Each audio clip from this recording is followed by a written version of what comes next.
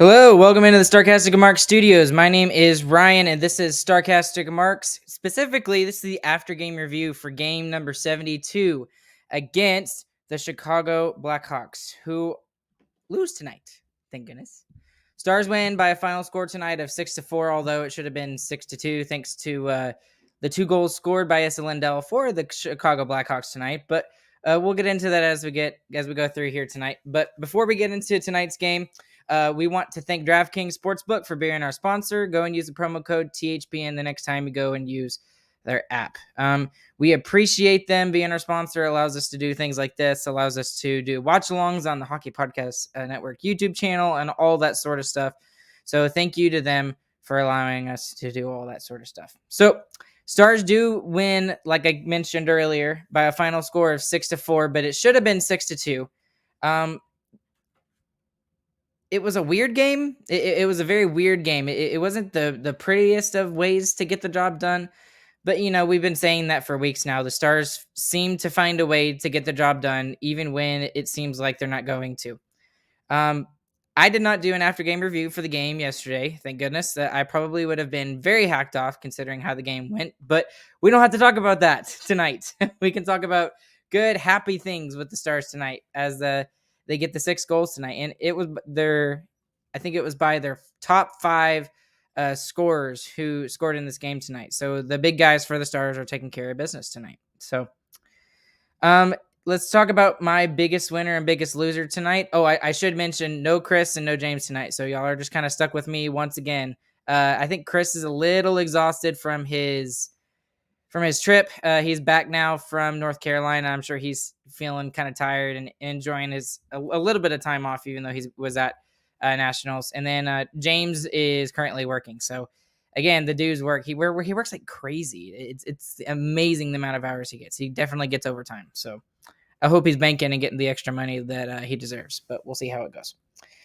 Anyways, biggest loser and biggest winner in tonight's game tonight. Biggest loser is just inherent. It has to be Esa Lindell.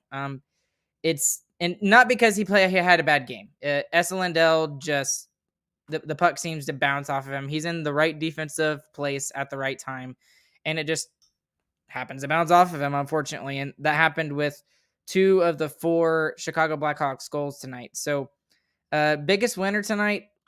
I would say Robertson. It would be a good choice for that. He finally gets the goal scoring again going. He had 3 goals in his previous 16 games before he scored 2 tonight. So that's a big deal for Robertson to get on the board tonight twice and almost got the hat trick there at the end. It looked like he was going to get it and it went inches wide. Let me see. Another biggest winner is Jamie Benn. He's very quietly been almost a point per game player. I think there was one stat that I wrote down that I heard Razor say. I think it was he's had 21 points in the last 23 games. So, and when you look at that, he's been very quiet. I mean, he's been very quiet, and I heard that statistic, and I was just like, you know what? That's fantastic. He hasn't really been scoring a ton of goals, but it's mostly been assists. But you know what? Who cares? He's been taking care of business on the offensive side of the puck, and and I think probably the biggest winner, if that makes any sense. I've already said like 2 or 3 names, but it's along with Robertson, it's got to be that top line. The top line really gets the job done for the Stars here tonight. And if it wasn't for them, this could have been a very different outcome for the Stars tonight.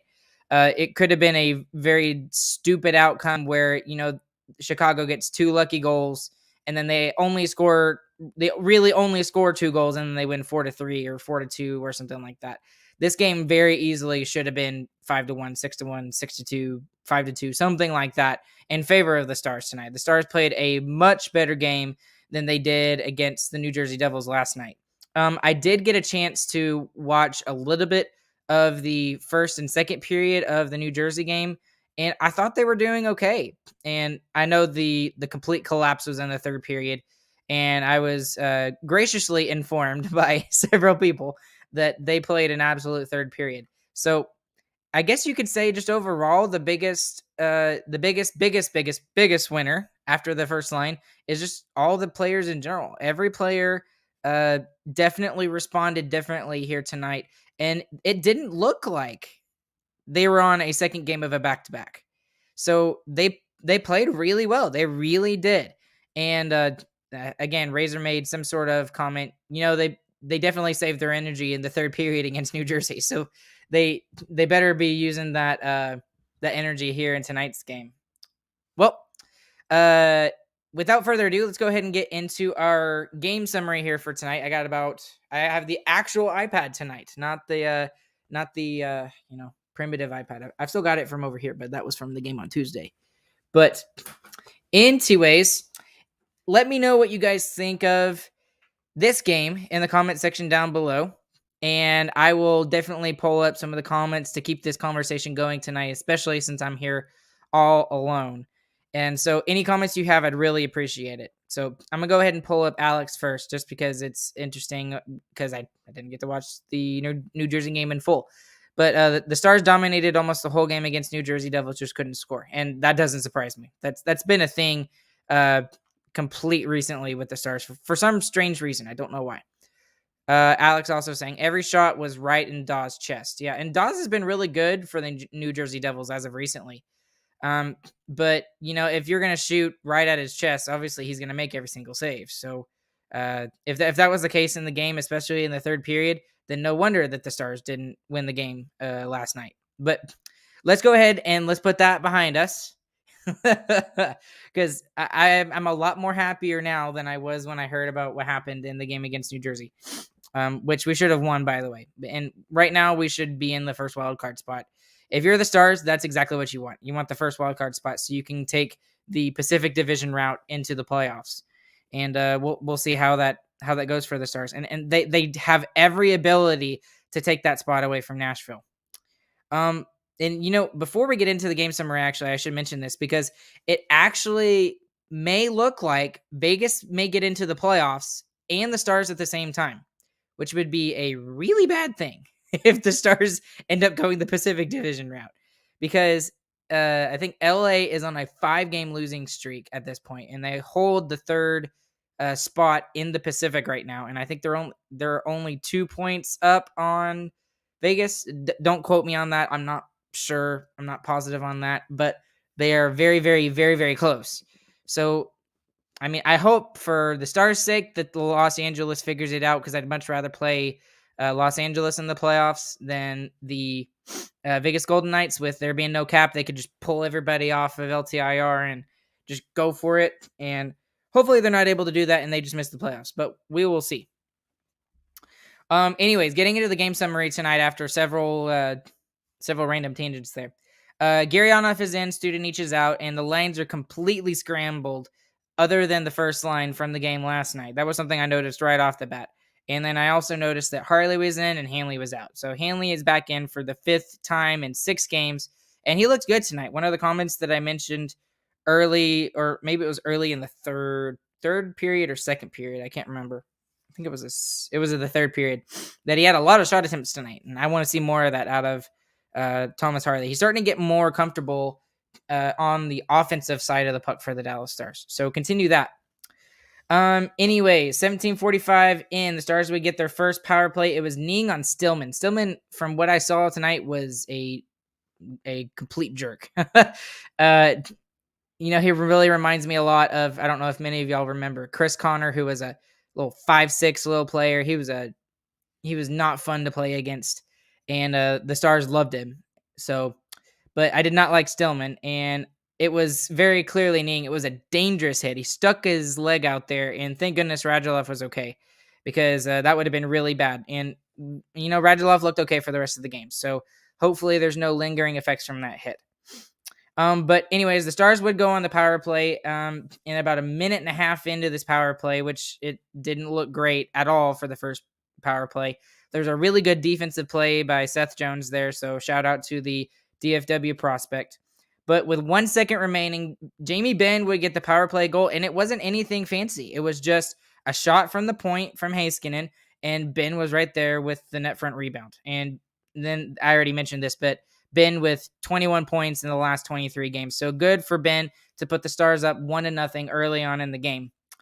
13:45. Hence, does a weird thing that you don't normally see Hintz do. He turns the puck over in the offensive zone, and there was a good save by Otter off of a Chicago shot and bailed out his buddy there. So Hintz with the bad turnover. I really haven't said that very much this season from Roope Hintz, who is one of the Stars' best two-way forwards. In the first 7 minutes, I noticed that there was a lot of time being spent in the Stars' zone. And I don't know if it was necessarily, dangerous opportunities, but it was definitely, there was more time being spent in the Stars zone within the first 7 minutes of the game. Right after I wrote that, it becomes 1-1. Essa with a really bad turnover. He tries to get it over to his D partner, who I believe at that point was Hockenpah. And it was just a real quick 2-on-1 right at the Stars blue line. And Kurashev would score off of Essa taking away the pass, and it just happens to trickle by Otter. Otter, I don't really fault him for that because he was going expecting the pass to get across, and so was SS, and that's why Essa was there. And it just happened several times this season where Essa Lundell is like the new Jordy Ben. Back in the day, Jordy Ben was here. It just seemed like pucks would bounce off of Jordy Ben and go into the net. And Essa Lundell has unfortunately had that happen to him over the past month or so. So hopefully that doesn't continue for Essa, but it would later on in this first period. Foreshadowing continues. 50 seconds later, 11:10 remaining. Suter with a really good shot off the rush. So Suter getting in there, and he leads the Stars defenseman with goals, which is amazing for a 36-year-old. But Fox, about a minute later, would take a penalty for interference, and it was Chicago's first power play of the game. And Chicago hasn't had a very good power play overall, like over the course of the season, but they have been fairly hot in the last 5 games. They were 4 for 16, so 25% on the power play is definitely respectable. Sorry if I can talk. 9:45 remaining. Otter with 2 good saves, who I should mention real quick. Otter was very good tonight. In all reality, he only allowed 2 goals tonight, and one, especially that last one, was definitely his fault. He probably should have squared up, but I understand why he did what he did. He was looking to try and cut off that pass, and he left that far side wide open. And Kirby Dach is a really good player. He's not going to miss that. So we'll talk about that here when we get to it. But I'll go ahead and pull up Ardell's comment here. Otter has to clean up his game just a bit. Need him to not give up 4. I really didn't think he gave up 4. I really think he just gave up 2. But I do agree with you that he does need to clean up his game a little bit. But he's especially in the third period, he was very good for the Stars, and he had some pretty big saves off of some really stupid turnovers by the Stars, and he bailed out his guys. So it could have been worse, and it's kind of half and half with Otter right now.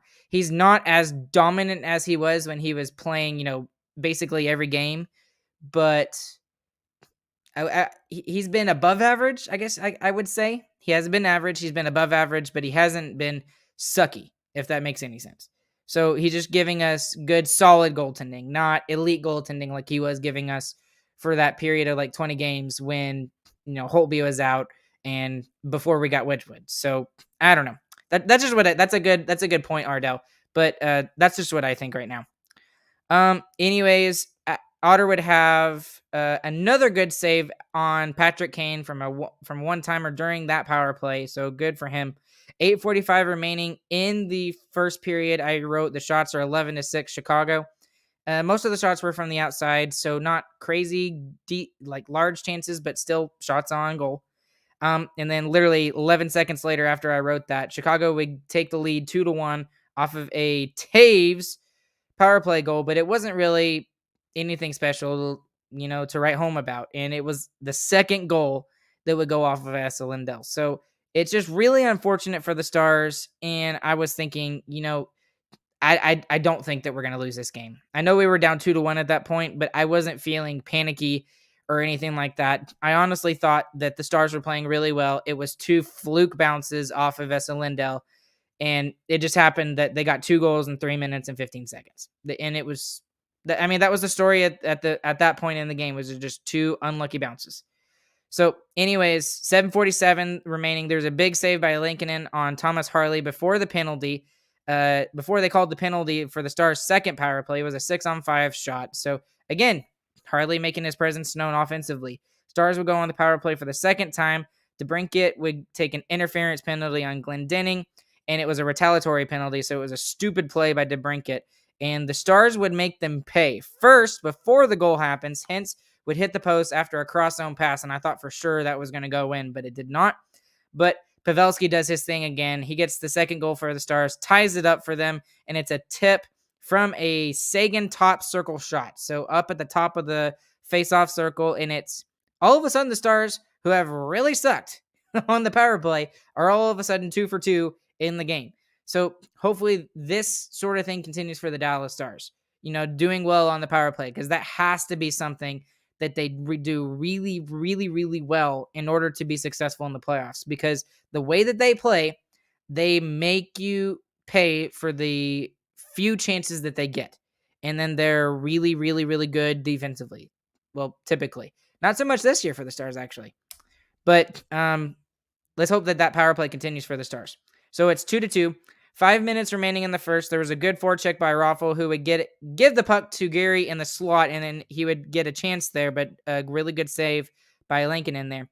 There's a big hit by Hakanpää on Kurashev, so maybe some retribution for that goal that happened to go in. A minute later, Hintz would take an interference penalty for the second Chicago power play, and then 2 minutes later, it was killed off. That was the first successful penalty kill for either team in the game. So again, Hintz doing some weird things tonight, taking a penalty, turning the puck over in the first period, but he would make up for it later.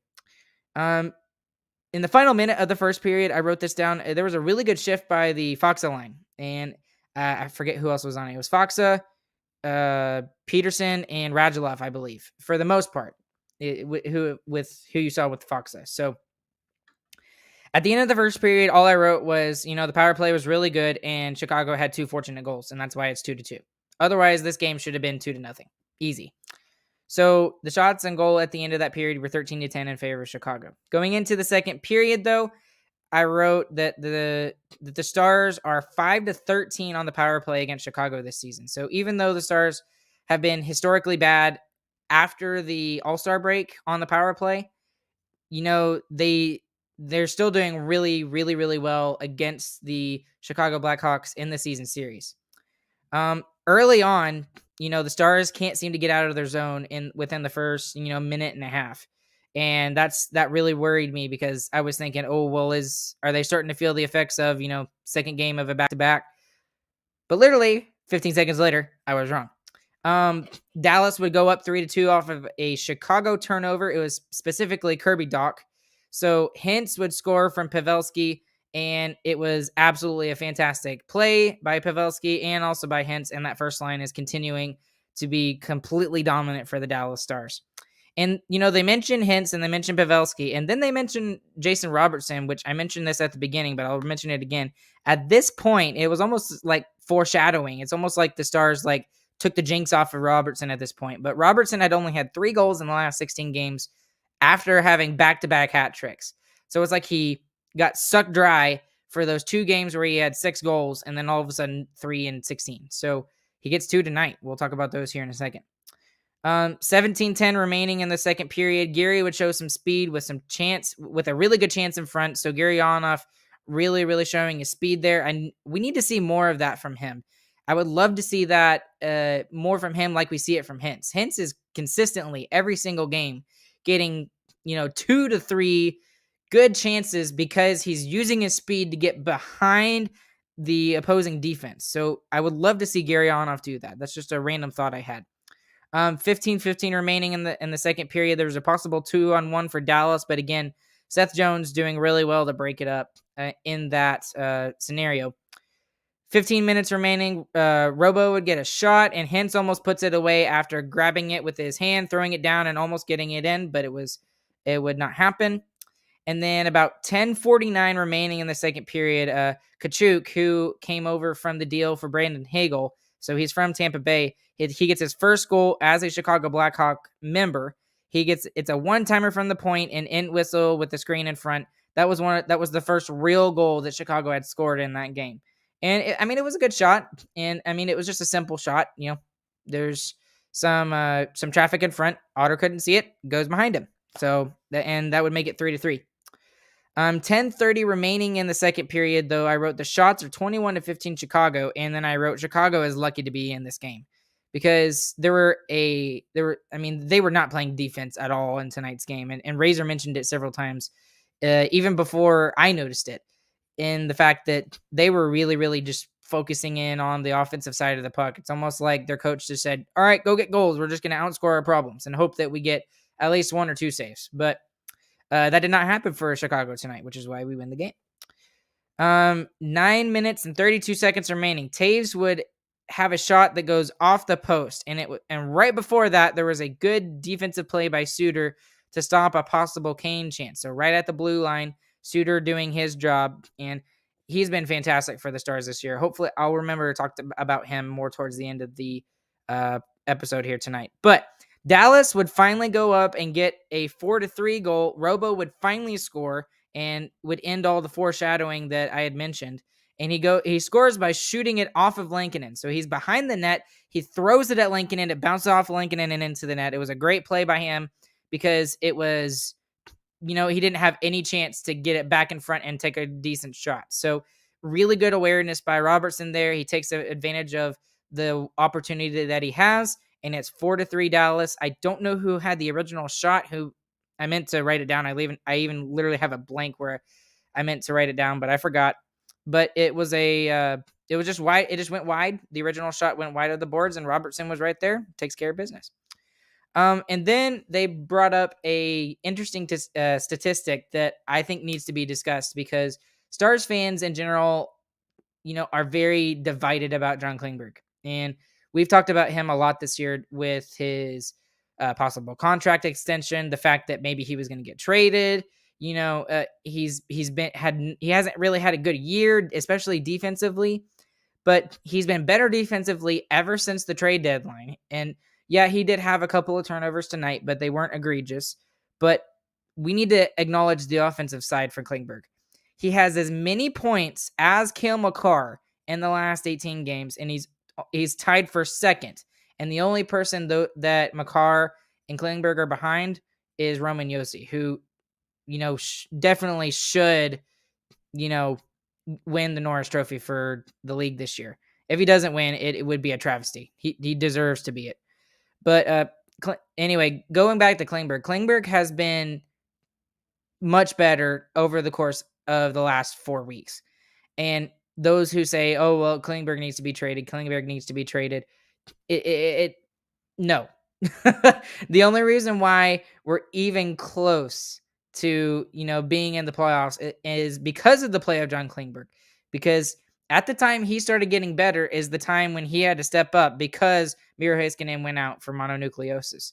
And I don't think it's a coincidence that he's played better since the trade deadline. I don't know where this team would be without John Klingberg, especially over the course of the last, 6-7 years? And people always forget, and everyone forgets about the first time the Stars really started making some noise in the playoffs is when they played the Nashville Predators. I believe it was 2018 or 2019. I can't remember. It's pre-COVID. And he scored the game overtime goal in Game 6, which allowed the Stars to go to the second round. And yes, we lost to St. Louis, but he was clutch in that whole series. So shut up about John Klingberg, okay? Klingberg haters go away, all right? He should not be hated on. Anyways, back to the game. 6:35 remaining. Alex DeBrincat, who I wish we had gotten instead of Riley Tufte. No offense to Riley Tufte. Shoots wide on a scary shot, and I was like, "Oh, that probably shouldn't be a shot that should give up." But anyways, 5.5 minutes remaining in the second period. Stars would go up 5-3, and that would end up being a crucial goal for the Stars. Robertson again with a great shot from the top of the circle, and Pavelski with the screen in front, and that would just about do it for Lankinen tonight. And I honestly thought that he was going to get pulled at that point. He wouldn't get pulled until after the second, and going into the third, Colin Delia would go in. But I know he's given up 5 goals, and Lankinen didn't exactly look great tonight, but that shot in particular was just a really good shot by Robertson. It was a fantastic shot. It picked the corner, and Robertson did Robertson things. It looks like nothing's going to happen, and all of a sudden, boom, it's in the back of the net. It's like, Oh, okay. Okay, Robertson. And he tends to do that. He tends to do that. Gets something out of nothing. So anyway, that puts the Stars up 5-3. And 4:47, Otter would have a good save on Calvin DeHaan point shot through a lot of traffic. So at this point, Chicago's just trying to get some traffic in front of Jake Ottinger. Jones' shot would ride up Klingberg's stick out of play, so Klingberg making a good defensive play there. Dallas with some good zone pressure with 3 minutes remaining, but nothing would come out of it. So I think they spent an extended time. I think it was about a minute, maybe a minute and a half, where they were consistently in the Chicago zone. But unfortunately, nothing would come out of that. A minute and a half remaining. I wrote down a little more between the Stars and the Chicago Blackhawks. 15 seconds later, Reichel, who is a 19-year-old for Chicago, he's a draft pick. He's looking to do really, really well. But he had a really good shot, and it was even better saved by Otter. And it was, again, off of a Klingberg turnover, but nothing would come of it. So Otter bailing out his buddy Klingberg there. At the end of the second, all I wrote was first line is doing the job that we need them to do in order for us to get the points that we need. And on top of that, I also wrote Jamie Benn is having a really good game, and he's consistently being really good offensively, but very quietly. So that's very weird for Jamie Benn to be doing well quietly, because typically when he does well, he's throwing the body, getting in there physically. He loves playing like a St. Louis Blues type game. And we haven't really seen that a ton this season from him. But regardless, he's been playing really well for the Stars as of late. And he should definitely be getting credit for what he's been doing lately. Let me go ahead and pull up a couple of comments here. But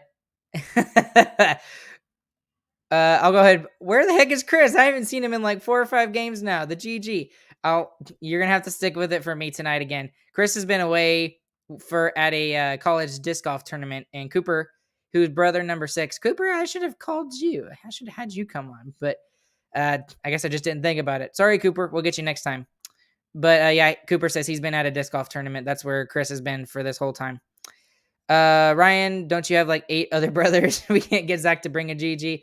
I've been trying to get Zach to come on, and I just not so sure he wants to do it as much. And he's also very busy as well. So, but let's see. Yeah, Cooper, I have 5 other brothers. So between there's 7 of us total. There's 6 boys, 1 girl. I'm the oldest. Chris is number 3. James is number 4. Cooper here is number 6 out of the 7. So there's Casey, who is the only girl. She's number 5. Travis is he's number 7. He's only 12. And then Zach is a little younger than me. He's 20. He's going to kill me if I get it wrong. I'm just going to say 25. I think he's 25 or 26 at this point. But that's all the brothers. So anyways, I will have to get more of my brothers in here, because Cooper, I may have to get you in here next time just to come and talk in here. But let's go ahead and get to the third period to finish this up here tonight, guys. Like I mentioned, Colin Delia is in for Kevin Lincoln at this point at the beginning of the third period. The Stars chase him from the net. 1 minute in, Klingberg has a good chance in the slot. It was a good save by Delia, and it's a really scary shot to take as your first shot in net if you're Colin Delia. So really good save by him there. Sagan would immediately hit a post right after that Klingberg shot as the pressure would continue for the Stars. But nothing would come out of that. 17:45, this is where I wrote my Harley comment. Harley has had a lot of shot attempts in tonight's game, and I want to see more out of that from Thomas Harley. 16 and a half minutes remaining. Kirby Dach hits Nemestikov, and for a little bit, it looked like the whistle might be blown because he stayed down for a little bit. Nemestikov did. And I put a question mark. I put hurt, and I put hope not, because Nemestikov has been a pretty good addition for the Stars. Not necessarily in the offensive way, but he's really fit into how the Stars play and how Rick Bowness likes to run this team. 14 minutes, 15 seconds remaining in the third. Klingberg with a really funny whiff shot. I started laughing, and so did Razor when it happened. It was like a real slow trickle, and nobody touched it as it went past the red line behind the goaltender. So I just thought I had to mention that because it was funny. 2 minutes later, DeBrincat would have a shot, and it was a very good shot, but Ottawa would make a better save. 1 minute after that, 11:37 remaining, Corey Stillman would stand up Luke Glendening. So Luke Glendening really getting stood up there, and you know, I would hate to be out there and get hit by like Hawkenpaw or something like that, who's the Stars' top hit getter. Does that make sense? I guess I don't know. But anyways, I would not like to get hit by Corey Stillman either. Corey Stillman is a huge boy. He's ginormous. Um, and nothing really to report through the first 10 minutes. And then I wrote after that 11:37 mark at 8 minutes 50 seconds remaining. I just wrote down something because I hadn't written down anything. I wrote 30-24 in favor of Chicago when it comes to shots. So, Chicago still out shooting the Stars, but a lot of these shots are from the outside. Otter is able to see it. He's doing a really good job with them, and the Stars are doing well defensively around him and definitely playing better than they did against New Jersey. Chicago with shots from the distance, like I literally just mentioned. Wow. But anyway, a minute after that, Hintz would have a shot and Delia would make the save there. So Hintz getting several chances in tonight's game. And I think he's really starting to make up for some of the defensive miscues that he had in the first period. He wasn't really great in the first period, but he made up for it. Kurashev would have a chance, and Otter would make the save with 5.5 minutes remaining. 5 minutes remaining. There was a lot of good saves by Delia with some chaos in front of the net by Hintz in that top line. So that top line, even though we're up at this point by 2 goals, they're still looking for the third. And the third goal, go-ahead goal for the Stars, would actually come in the form of Tyler Seguin. Seguin would make it 6-3 Dallas, and he scores off of a wraparound goal that probably shouldn't have gone in, but who cares? Seguin gets his 22nd of the year. Ardell will go ahead and pull up his comment here. He gets hated on, but he is pulling his weight more often than not. Good to see 91 bounce back after 2 forgettable end-of-game performances by Segi. Yeah, and I remember watching, I did go and watch the highlights, and I can't remember if it was the second goal or the third goal that... I think it was the second goal that put New Jersey ahead 2-1, and it looked completely lost in the defensive zone and basically let whoever scored the second goal just go straight into Otter or whoever. Again, I don't know who was in net. I think it was Otter, but I'm not positive. But anyway, he allows him to go in, and that's how the game, pretty much ends for the Stars. They go behind 2-1. So it is good for him to get a goal, get a wraparound goal, and he does have 22 on the year. I don't think he makes it to 30. 25 though, definitely. He definitely could get another 3 goals in the next 10 games to end the season. And that's a lot better considering how the way he and Ben both started this year. So hopefully that continues for the Stars into the playoffs as well. And then we can get both of those guys scoring even more consistently when the games mean even more. So with that goal by Seguin, he actually has 3 goals in the last 4 games. And that's something that I wish I had seen before I started talking about Seguin. But he's coming up when the Stars need him. And that 6th goal would prove to be really important for the Stars. 3.5 minutes remaining in the third. Pavelski almost gets it behind Delia. 20 seconds later, Robo shoots it wide, going for the hat trick and, going for the open net. And then 2 minutes, 57 seconds remaining. Doc shelves it. And I already talked about this goal a little bit. But Otter was kind of hugging his post, and he left the far side wide open. And Doc is a very skilled forward. Hasn't been as good this year as he is expected to be, I guess. Like, he's not living up to his expectations. But right there, he made a fantastic shot. It was a absolute fantastic shot by Kirby Doc. And that would make it 6-4. So the Stars still with a 2-goal lead. And that 6th goal looks really important right now. Because if it had been 5-4, I would have expected to see a little bit more push out of Chicago to try and get that game tying goal to make it 5-5. But thanks to Seguin, it's 6-3. 2.5 minutes remaining. The shots were 39-30. Chicago. It would be 6-on-5 for the rest of the game. Empty net for Chicago. And Robo almost had a hat trick with 10 seconds remaining. It goes inches wide. I was really hoping he would get it. That would have been his 3rd hat trick of the season. But we would not be able to get the empty net goal. That's just typical Stars fashion this season for some reason. And the final score in tonight's game would be 6-4 in favor of the Stars. Stars get a really big 2 points because if we're going to get this playoff position, whether it be the first wild card or the second wild card, we have to have more points. Because if you look at the tiebreaker, because there's a couple teams that could tie us in the tiebreaker. If you look at the tiebreaker, every team has more regulation wins than the Stars do.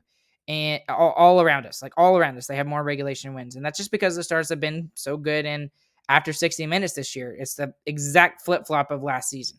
So it's really important that the Stars get regulation wins and that they also pick up 2 points without giving points out to teams who are, also looking to try and get into the playoffs, whether that be Vegas, whether that be Vancouver, or whether that be Nashville, or I guess even at this point, LA. LA is in danger of dropping out of the playoff race, but I don't see that happening for LA. I think LA will stay in the playoffs, and I just don't see Vegas getting that third position. But it's much more possible now than it was a week ago. So, anyways, let's go ahead and take a look at a couple of comments here for you guys tonight, and let me see. Here we go. Here's a comment. This is not really like a game comment. This is more like a personal comment for us. Why are you, Chambers boy, such diehard Dallas Stars fan? Your dad a hockey fan? Yes, he was the one who really got us started. He moved to the Metroplex when I was born in 1993, and that just happened to be the same year the Stars came around. He went to one game and got hooked, and as soon as he got hooked, he had me skating when I was 4, and ever since I started skating, I've just been an absolute hockey nut, and I joke all the time that I was born in the wrong country. I should have been born in Canada rather than especially down in the South in the United States, because hockey is my favorite sport, even over the Dallas Cowboys. Sorry, sue me. Anyways, let's see a couple of other comments. Katrina, who I think is a new subscriber. So Katrina, thank you for subscribing, and thank you for listening on tonight.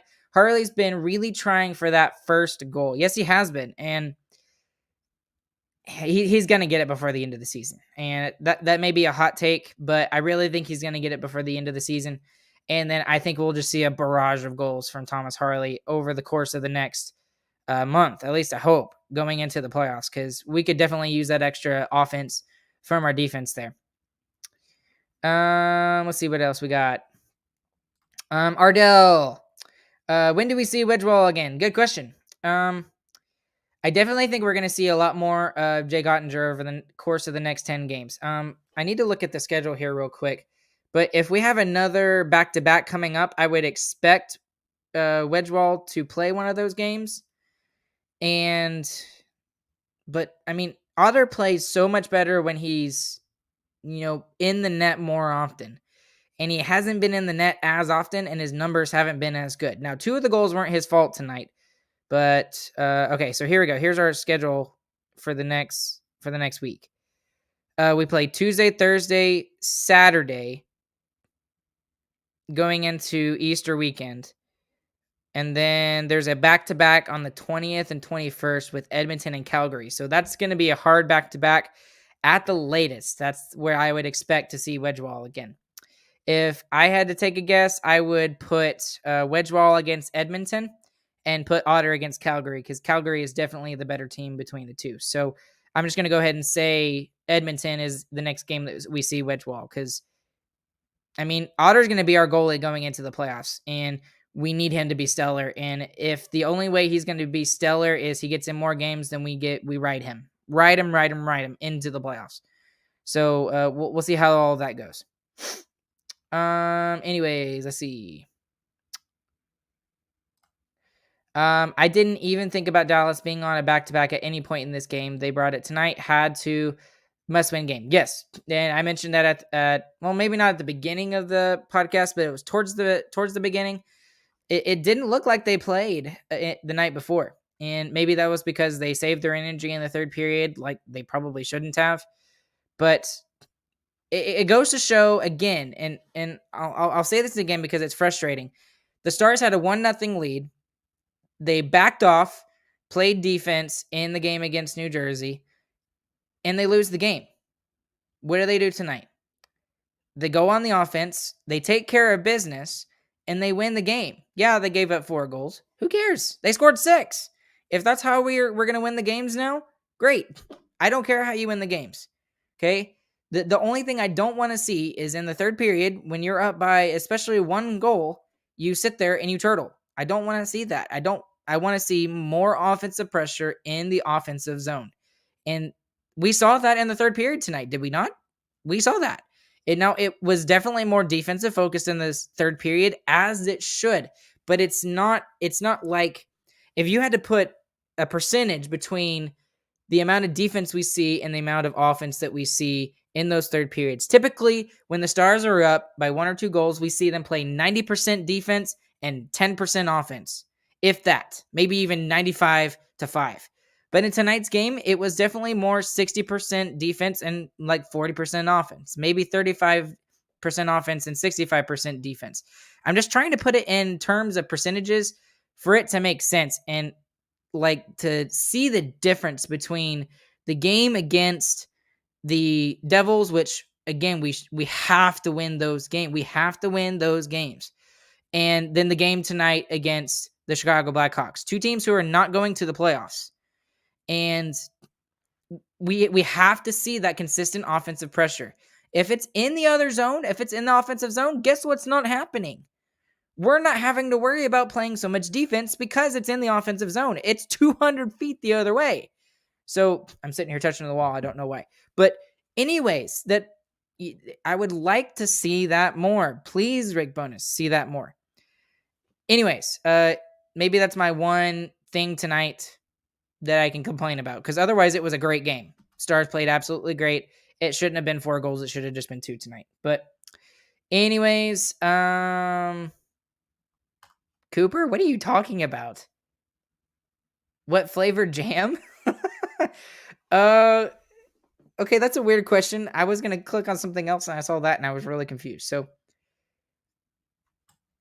I don't know. Are you talking about like flavored jams? I really don't know. I did like a new jam that we tried. It's a raspberry jam. You know, just regular raspberry. It's really good. If you've never had raspberry jam, I suggest it. It's pretty good. And with that awkward question there at the end by Cooper, I think I'm going to call it a night here tonight. Thank you guys for tuning in. We really appreciate all the support that you guys give us. And, as always, we will try to get Chris and James in here more often. It's much more fun when the two of them are here with me, and it's just more fun. But anyways, that's going to do it for us here tonight. For me, I say us. It's just me. But please go and use the promo code THPN next time you go and use the DraftKings site, their app, for a special little offer from them. Lets them know that we're the ones that sent you, and it allows us to get a little bit of extra compensation, and we really appreciate that. Go and check out StarcasticRemarksShop.com. We just released our first phase of merchandise about 3 weeks ago. There's a lot of cool stuff on there, and that's the best and most direct way you can support our podcast, so we'd really appreciate it if you would go and do that. And with no one else, I'm Ryan. This has been the After Game Review for game number 72. And I'll say it, GG boys. We'll catch you guys on the flip side. Have a good evening, afternoon, morning, whenever you're listening to this. Bye.